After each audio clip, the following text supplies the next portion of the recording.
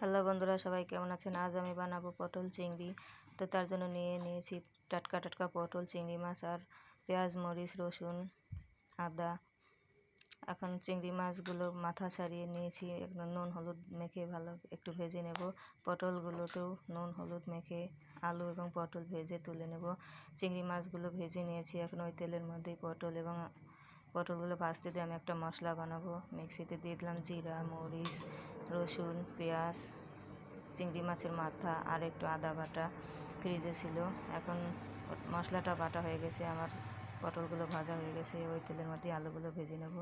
এখন মশলার মধ্যে গুঁড়া মশলা দিয়ে দেবো, হলুদ, ধনিয়া গুঁড়া, মরিচের গুঁড়া আর পরিমাণ মতো লবণ। এখন আলুগুলো ভেজে তুলে নিয়ে ওই তেলের মধ্যে তেজপাতা, শুকনো মরিচ ফোড়ন দিয়ে মশলাটা ভালো করে কষিয়ে নেব।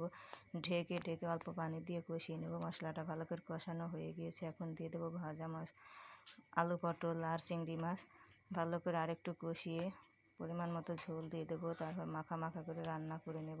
সব শেষে দিয়ে দেবো একটু গরম মশলা আর লবণটা চেক করে নামিয়ে নেব। গরম ভাতের সাথে খেতে কিন্তু দারুণ ছিল। আজকের রেসিপি কেমন হয়েছে, কেমন লাগলো সবাই কমেন্টে জানাবেন এবং বাসায় বানিয়ে খেয়ে দেখবেন, দারুণ লাগে। গরম ভাতের সাথে তো সেই স্বাদ ছিল।